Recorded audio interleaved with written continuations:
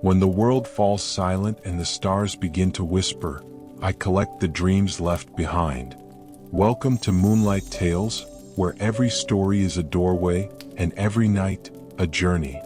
My name is Eldrick, and tonight I'll be your guide. Have you ever felt like the wind was trying to tell you something? Like there's a story hidden in the silence between leaves, a melody that drifts just beneath the surface of the world, waiting for someone to hear it? Tonight, I want to take you to a place beyond the edge of the map, to a village forgotten by time, a forest wrapped in silver mist, and a tower where the hero of time lies asleep, not lost, not gone, just waiting to be remembered. This is not a tale of battles or monsters. It's a story of dreams, of soft melodies, of quiet courage, and of the power we hold when we choose to remember.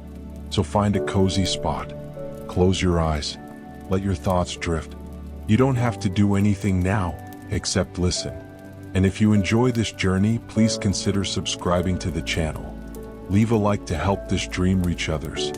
And if you feel something, peace, wonder, nostalgia, let me know in the comments. I read each one like it's a letter from another dreamer. Now, breathe slow. Let the story begin. There was a hill behind the village of Orin where the wind always whispered, even when the world held its breath.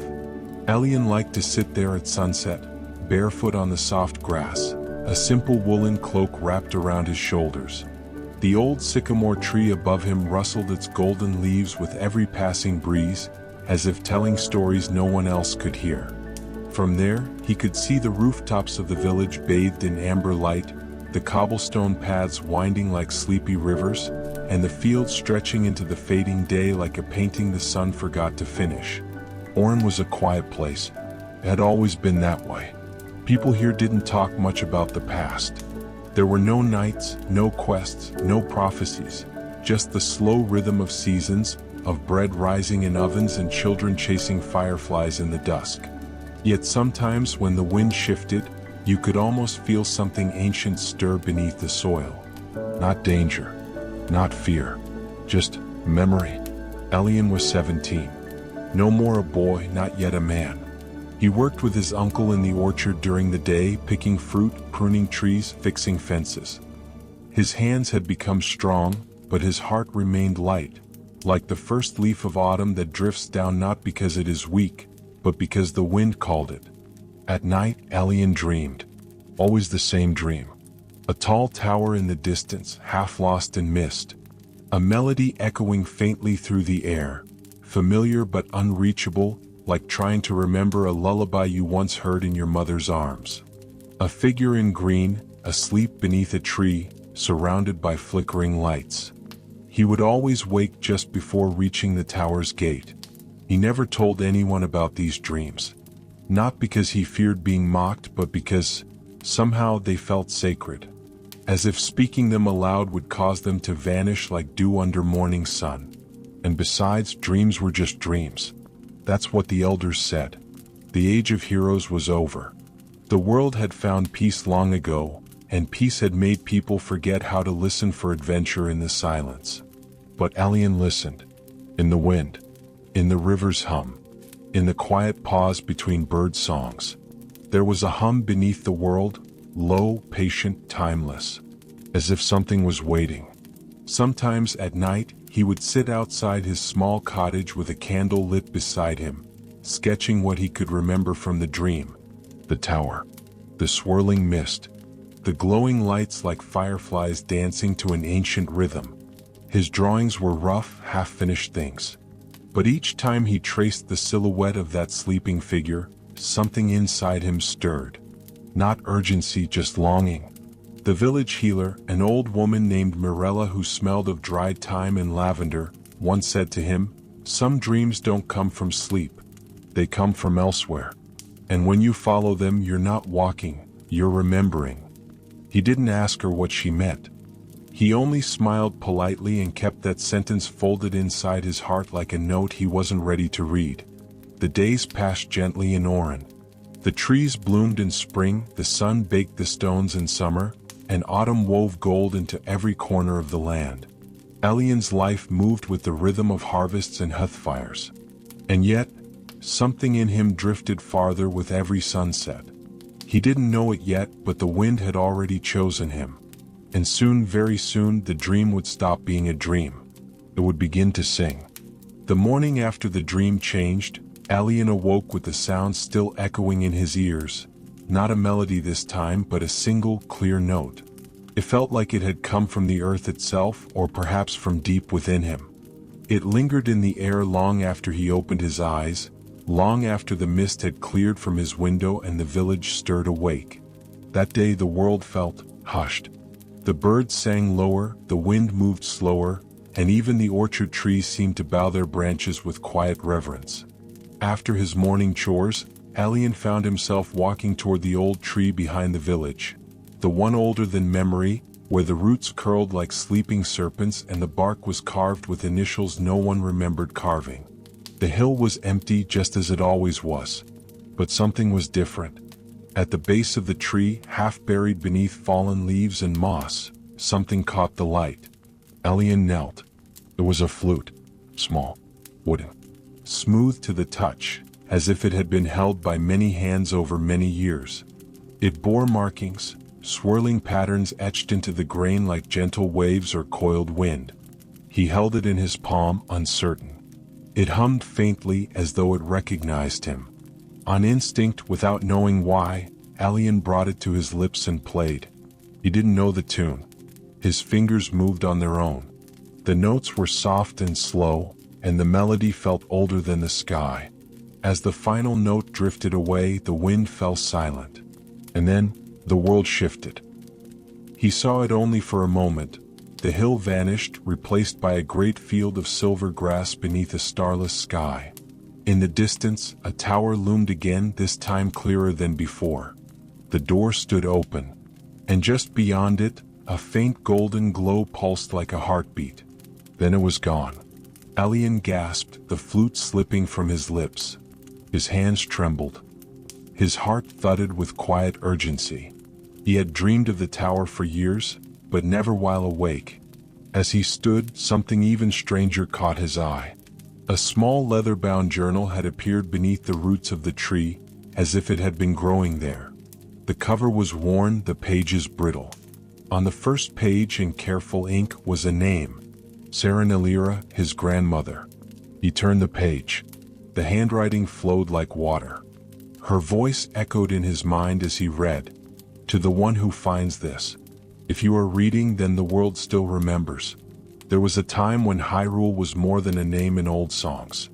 A time of heroes, of silence broken by courage. But even heroes sleep.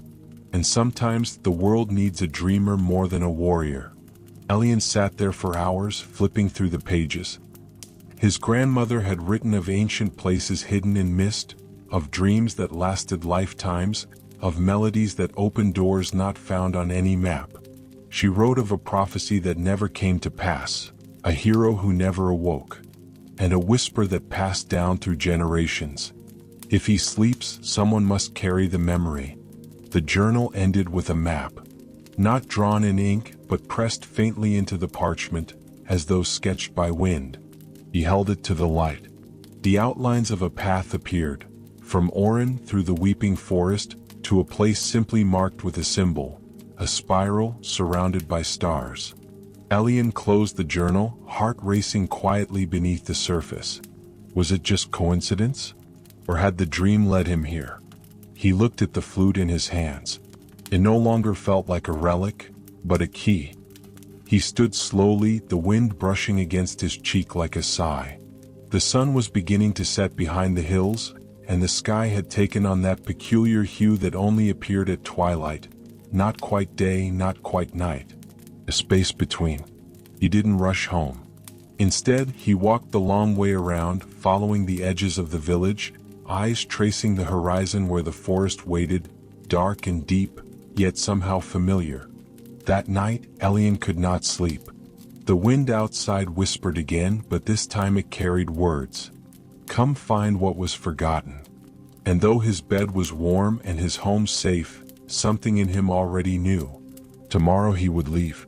Not because he had to, but because something beautiful waited to be remembered. At first light, Elian packed only what he thought he'd need: a satchel of bread, dried fruit, a flask of river water, the flute, and his grandmother's journal. He left a note for his uncle by the hearth, folded carefully beneath a smooth stone, where he always left messages for when he went to the hills. He didn't say where he was going, only that he was following a song the world had almost forgotten. And with that, he stepped beyond the village for the first time, not to gather berries or repair fences, but to listen. The path through the weeping forest wasn't marked by signs, only memory. The trees there bowed low, their long silver-green leaves dripping dew even at noon. Elian had only ever seen the edge of the forest, and even then only from the safety of the orchard fence. But now, as he stepped beneath the canopy, a hush settled over him, not of warning but reverence. It was like walking into a memory someone else had dreamed. Light filtered through in soft beams, catching particles in the air that shimmered like dust from ancient pages. The air smelled of moss, earth, and something older, the scent of roots that remembered the footsteps of forgotten kings. The flute hummed faintly at his side with each step. He did not know where the path would lead, only that it was leading. And he followed, heart quiet but awake, like a candle that had just been lit. Hours passed, or maybe it was days.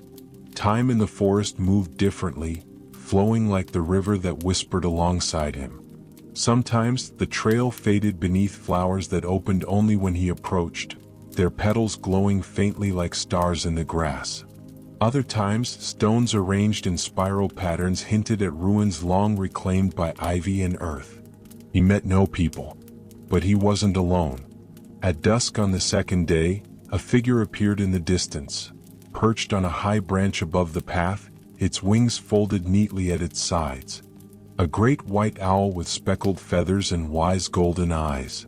It watched him without sound, and when Elian paused, the owl spoke. Not with words, but with thought. Your footsteps echo louder than most. Elian blinked, unsure if he'd heard it at all. Few walked this path awake. He took a hesitant step forward. I don't know what I'm doing, he admitted softly. The owl cocked its head. Its feathers caught the last rays of light like woven moonlight. That's how all true songs begin. And with that, the owl leapt silently into the air and disappeared into the fading sky. That night, Elian made camp beneath a leaning willow near a pond so still it mirrored not just his face, but his dreams. He read more of the journal by the flicker of firelight, learning of places that no longer appeared on any map: the singing caves, the Isle of Echoes, the garden without time. His grandmother had written of a presence, the sleeper, buried not in soil but in the folds between moments. The hero did not die, she had written, nor did he wake. He waits. In dreams that stretch through centuries, he watches over us, until the world remembers how to call him back. And maybe it was the stillness, or the warmth of the fire, or the magic in the air, but that night Elian dreamed again. Only this time he wasn't watching the tower from afar. He stood inside it. The walls were made of stone, wrapped in ivy that pulsed with soft light. Stained glass windows lined the halls, but instead of saints or kings, they depicted forests, rivers, and people asleep beneath the stars. The melody echoed through every corridor, but now it had words. Words he didn't understand, and yet somehow did. One dream lost, one dream held, one dream waits to be retold. At the end of the hall stood a pedestal, and resting upon it, a blade. Not a weapon, not anymore. It was covered in moss, its edge dulled by time. Flowers had grown along its hilt. And yet, even still, it shimmered with a memory of purpose. When Elian reached out, the blade disappeared. And in its place, the flute appeared again, glowing softly. He woke with tears on his face and the notes still ringing in his chest. By midday, the mist began to grow thicker. But Elian pressed on. Now the path was made not of earth, but of glimmering stones laid like stepping trails across shallow water. He crossed lily ponds filled with koi that shimmered gold, and passed under archways formed by trees bent into perfect circles. At one point he heard laughter, not mocking but gentle, and turned to see a small childlike figure made of water skipping stones beside him. It waved once and vanished with a splash. Magic was everywhere here. Not the kind of magic that cracked the sky or summoned storms, but the quieter kind. The kind that made flowers bloom in your footsteps. The kind that stitched dreams into leaves. By the time he emerged from the forest's heart, Elian no longer felt like a boy from Orin. He felt like someone walking through a story not yet written. Someone not called to greatness but to remembrance. The flute had stopped humming. Now it was silent, waiting. And just beyond the trees on the edge of the world, the top of a tall tower pierced the horizon, wrapped in mist but unmistakably there, closer than ever. By the time Elian reached the ridge, the mist was no longer clinging to the ground, it was the ground. It rolled in gentle waves across the stones like a sleeping sea, thick enough to hide his boots, light enough to let moonlight dance upon its surface. The air was cooler here, scented with something sweet and distant, like the perfume of forgotten flowers. The flute in his satchel remained still, but the hum within him had grown louder. Not a sound exactly, but a sense, a presence, as if the world itself were holding its breath, waiting to see if he would take the final step. And then he saw it. At the heart of the mist, rising like a memory that refused to fade, stood the tower from his dreams. It was older than anything he had seen before. Older than the forest, older than the stories. Its walls were worn by time, wrapped in ivy that shimmered like stardust. Its windows, though shattered in places, still held fragments of colored glass. One showed a golden triangle, another a bird with wings outstretched. The great door at the base of the tower was open just enough to see that inside there was light. But more than that, there was silence. The kind of silence that doesn't mean absence, but presence. He approached slowly. As he stepped inside, the mist parted behind him like a curtain, and the air grew warmer, not with heat but with memory. The walls of the tower pulsed faintly as if breathing. The floor beneath him was made of smooth stone, worn by the footsteps of thousands, and now his. At the center of the chamber, beneath a canopy of vines and glowing leaves, there was a platform. And on that platform lay a figure. Not a statue, not a dream. A man, clad in green, his hands folded over his chest, his face peaceful beneath strands of golden hair. Around him, tiny orbs of light floated like fireflies, moving in slow circles. His sword, rusted, moss-covered, rested beside him, its blade fused into the stone as if time itself had laid it down. His shield, cracked but still strong, leaned against the platform, etched with a faded emblem, a golden crest shaped like wings with 3 triangles at its heart. Elian couldn't move. His breath caught in his chest. He had seen this man in his dreams, always sleeping, always silent, and now here he was, like the hero of time, the sleeper of legends. So, at first Elian felt small, insignificant, like a whisper in a cathedral. But then something strange happened. The flute in his satchel began to glow, not brightly, not harshly, just enough to be noticed. He pulled it out with trembling hands. And then, from the shadows at the edge of the chamber, a voice spoke, soft, like wind passing through stone. He sleeps because the world forgot how to sing. Elian turned. Standing in the alcove was a great silver wolf. Its fur shimmered with a moonlit sheen, and its eyes, one gold, one blue, held centuries of understanding. The wolf padded forward, slow and regal, and sat beside the platform. "You are not the first to find him," it said, voice like a song remembered from childhood. "But you are the first to arrive with a heart still dreaming." Elian swallowed. Why hasn't he woken? The wolf looked to the man in green. Because the world moved on. Because legends became bedtime stories. Because even heroes need to be remembered to remain real. Pause. He is not dead. He is not broken. He is waiting for a voice strong enough to carry his memory forward. Elian stepped closer, barely breathing. Then why me? The wolf tilted its head. Because you remember songs no one taught you. Because you listen. Because you carry no sword, only wonder. And that is enough. The lights around the platform pulsed as if agreeing. Elian looked at the sleeping hero again. He was not majestic in this state, not fierce or commanding. He looked human, tired, gentle, like someone who had held the world for too long and finally found a place to rest. And in that moment, Elian understood. He was not here to awaken the hero. He was here to honor him. The flute rose in his hands. He did not know what he would play, but his fingers remembered before his mind did. A slow, delicate melody, full of long pauses and soft notes, like sunlight through clouds. It wasn't a call to battle. It was a lullaby. Thank you. A way of saying you can rest now. We remember you. As the notes filled the chamber, the lights danced faster. The vines lifted slightly, glowing with life. The walls hummed. And though Link did not stir, something in the room shifted, not outwardly but within Elian himself. The flute's final note hung in the air for what felt like hours. Then silence. The wolf stood. He will not wake. Not yet. But now, he is not alone. And neither are you.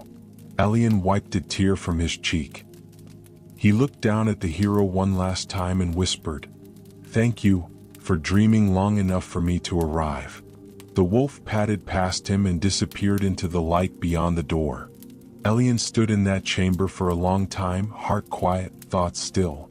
He hadn't saved anything. He hadn't conquered or battled or broken any curse. But he had remembered. And that, perhaps, was what the world needed most. Elian did not leave the tower immediately. Instead, he wandered its silent corridors, fingers brushing against walls worn smooth by time. There were no portraits, no banners, no grand halls filled with the echoes of glory. The tower was not a monument to victory, it was a cradle of memory. Each room he passed whispered something soft and unfinished. A rusted lantern left on a windowsill, its glass cracked like the surface of a frozen pond. A child's toy, carefully carved, resting on a stone bench beside a dried bouquet. Parchments on a table with only beginnings of songs, no endings. The air was filled with things left unsaid. And yet, none of it felt sad. It felt restful.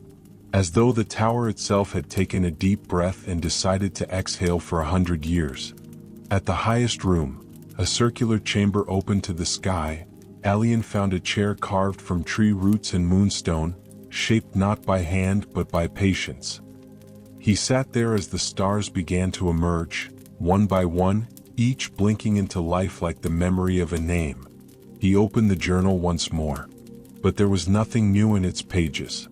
No final instruction. No reward. No revelation. Only the echo of a truth he had already begun to understand.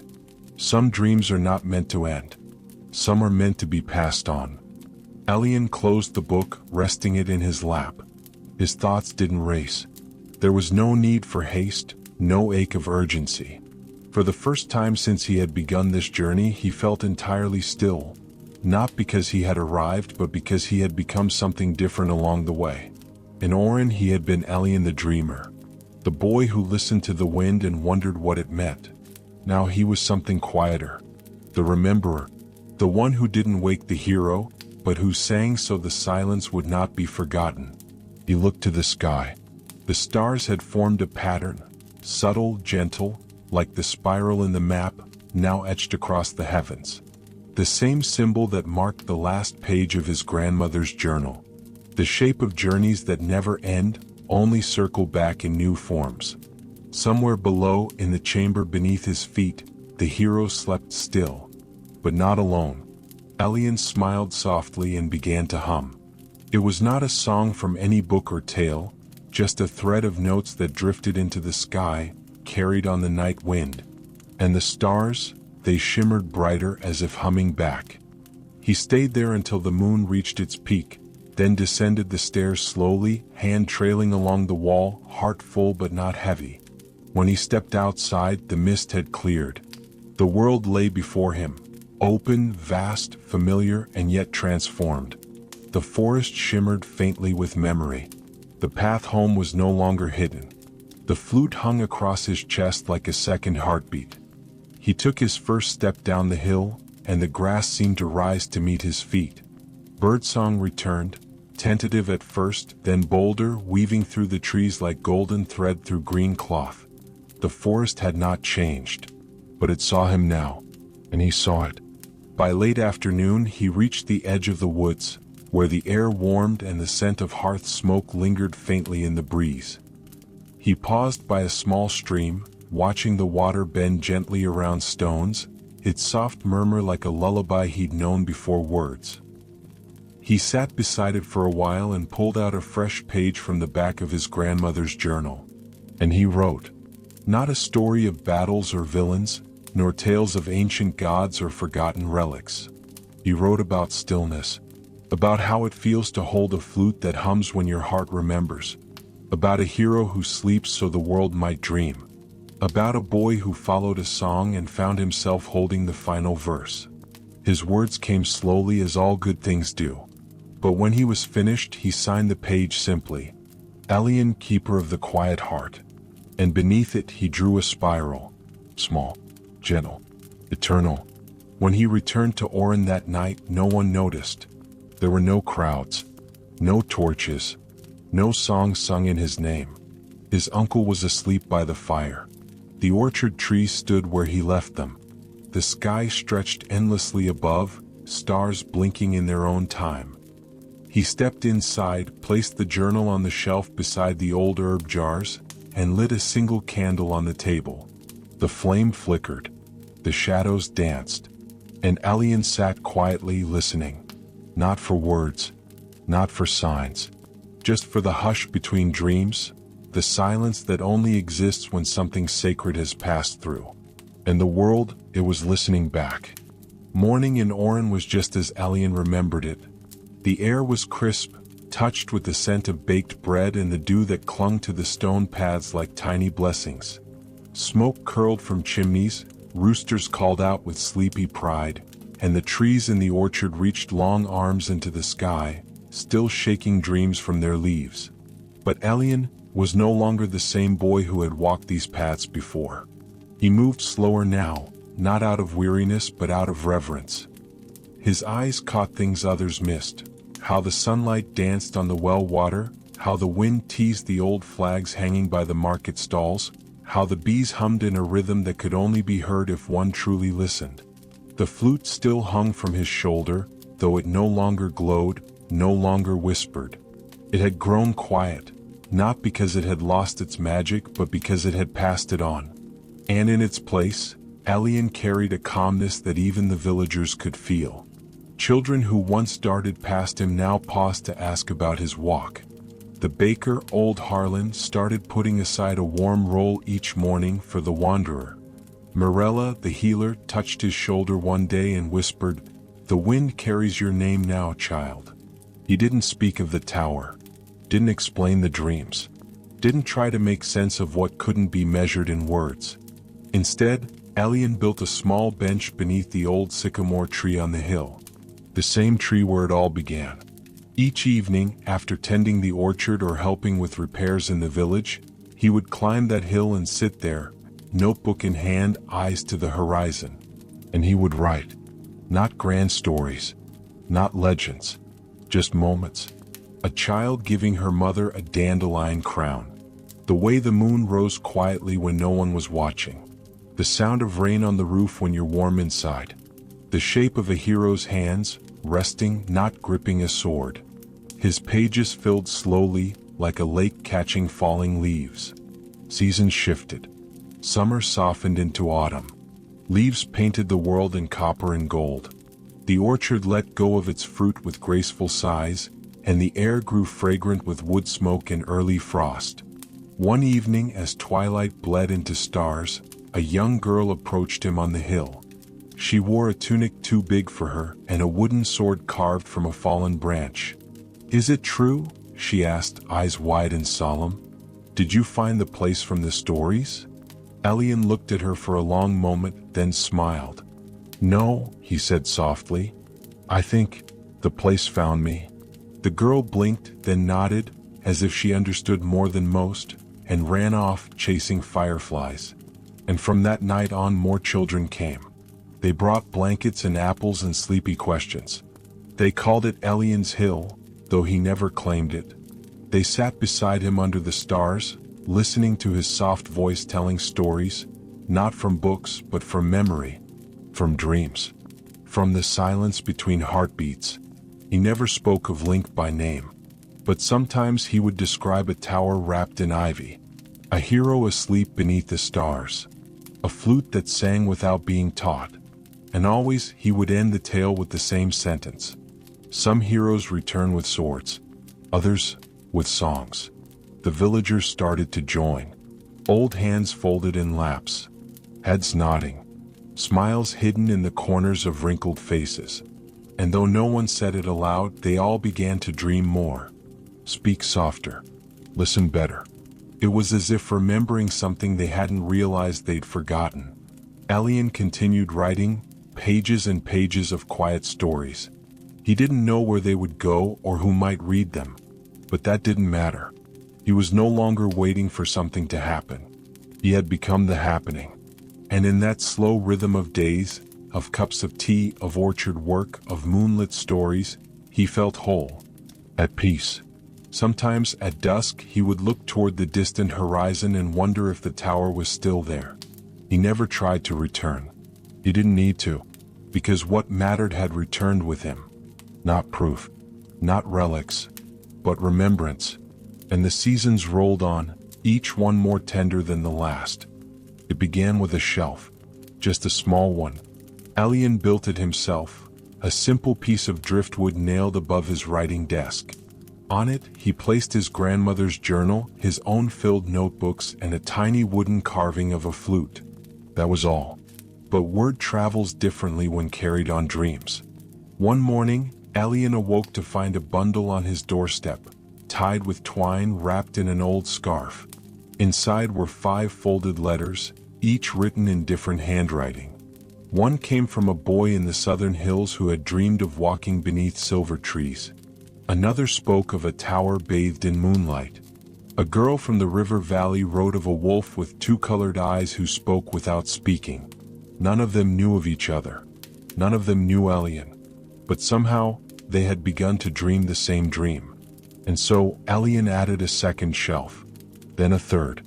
The walls of his little cottage grew lined with scrolls and stories, letters and drawings, 1,000 voices painting echoes of the same quiet melody that once led him beyond the village. It wasn't a collection. It wasn't even a library, not in the usual sense. It was a garden. A garden of dreams planted with remembrance. Children would visit and ask to read a letter at random. Elders would sit by the fire, eyes closed, listening to Elian recite soft tales of kingdoms that once lived in the sky, of lakes that reflected the past, of songs that called sleeping giants to gentle tears. He never claimed authorship, only guardianship. The stories were not his to own, only to carry. And so he tended them, dusting each letter, transcribing fading ink, binding pages into little hand-stitched books for the wandering dreamers who stopped by on rainy days. Sometimes people would ask, "But are these stories real?" Elian would smile and reply, "They're as real as a memory passed down through lullabies, as real as the hush before dawn, or the way fireflies dance when no one's watching." In time, the villagers stopped calling it Elian's cottage. They called it the Library of Dreams, a place where no doors were locked, where no answer was final, where no dream was too small to matter. And far beyond Oren, in towns that had forgotten even their own names, children would whisper of a boy who followed a song, of a flute that held the last breath of a hero, of a tower wrapped in mist where time slept patiently, waiting to be remembered. The spiral began appearing again, carved into trees, etched in lantern glass, woven into shawls and sewn into quilts, not as a mark of ownership but of belonging, a gentle reminder that something ancient still pulsed beneath the surface of ordinary life. And though few ever found the tower, Many began to dream of it. There was a woman in the mountains who sang lullabies she didn't remember learning. A wandering painter who, without knowing why, began to fill canvases with forests and ruins she had never seen. A baker who claimed the scent of the morning bread sometimes made him weep, though he couldn't explain why. Dreams had taken root again. And in the quiet corners of the world, people began to listen differently. Not just to songs but to stillness. Not just to stories but to the spaces between words. Not just to history but to myth, the kind that returns when it's needed most. And Elian? He kept writing. Each evening, he would light his lantern, climb the hill, and sit beneath the old sycamore tree, a new notebook in his lap, a new page ready. He rarely planned what to write. He waited for the breeze to bring him a whisper, for the stars to blink in just the right rhythm, for the flute to hum again, not with urgency but with gentle invitation. And always it came, sometimes in the voice of a child's dream, sometimes in the soft memory of leaves falling in autumn, sometimes in silence itself, because some melodies don't need notes to be heard. They just need someone willing to listen. And so the library grew, not with fanfare, not with thunder, but with the soft, sacred rhythm of remembering. Many years passed after the day Elian first found the flute beneath the old tree. And though time moved forward, as it always does, it never moved fast around him. In his presence, time felt unhurried, like a river meandering through a quiet valley, like sleep pulling gently at the edges of thought. Elian had grown older. His hair carried streaks of silver now, woven not by age alone but by wind and wonder. His hands, once quick to draw the sword-shaped symbol of his dreams, now moved slower, more carefully, as they turned the worn pages of letters sent from lands near and far. The Library of Dreams still stood, its walls lined with stories from voices that had never met, but somehow sang in harmony. Dreamers, poets, stargazers, and wanderers still came, quietly, respectfully, to sit by the fire, run their fingers along old scrolls, and ask the same question Elian once did. What does it mean to remember something you never lived? And always the answer was the same. It means the world is still listening. Children would climb onto his lap and ask him to tell the one about the tower again. The one wrapped in mist. The one where the hero still slept. And Elian would smile softly as if he were stepping back into the dream. He would lower his voice as if speaking directly to the stars. Once, he'd begin, there was a hero who carried the weight of the world. And when the world no longer needed him, he rested. But his dream did not end, because someone, somewhere, would remember. And that would be enough. At night, after the library had gone quiet and the candles flickered low, Elian would walk alone up the hill. His joints ached more now. His breath came slower. But the path was familiar. The tree greeted him with creaking branches. The sky with stars like pinpricks in a deep velvet quilt. And the wind still whispered, not with words, but with presence. He would sit on the bench he had carved long ago, wrap his cloak tighter around his shoulders, and stare out at the horizon where forest met sky. There was no tower in sight, but he could feel it, pulsing like a heartbeat just beneath the world. Still waiting, still listening. One evening, a little colder than most, Elian brought with him only one thing, the flute. He hadn't played it in years. Not because he'd forgotten how, but because the melody no longer belonged to him alone. It had found its way into lullabies, into songs sung softly over cradles, into stories whispered around hearths. The world now carried it. But that night he played, just once, the same soft melody that had led him beyond the edge of the map. The same notes that thanked the silence, that kissed the hero's forehead and said, "Rest. We'll remember." And when the final note faded into the hush of night, Elian leaned back against the tree. He closed his eyes and smiled. The next morning, the villagers found him there, as peaceful as the dawn, as still as memory. They did not cry. They did not panic. They simply sat with him, one by one, in silence. as if listening for something. And when the breeze returned, it carried with it a new sound: laughter, music, dreams. It was said that from that day on, children all over Hyrule began dreaming more vividly, of forests they'd never seen, of songs they'd never heard, of towers lost to time. And when they awoke, they drew spirals in the dirt without knowing why. Far away in a forest untouched by axes or roads, a tower wrapped in ivy glowed gently in the morning light. Inside, the hero of time still lay upon his stone bed, unmoved, unchanged. But his lips curved, ever so slightly, as if he too had heard the melody, as if he too had begun to dream again. Because sometimes when a story is remembered with love, the dream walks again. And somewhere in the quiet places of the world, the wind carries a whisper: thank you. Another dream recorded, another soul gently guided. If this story brought you peace, leave a like, subscribe to the channel, and whisper your thoughts in the comments.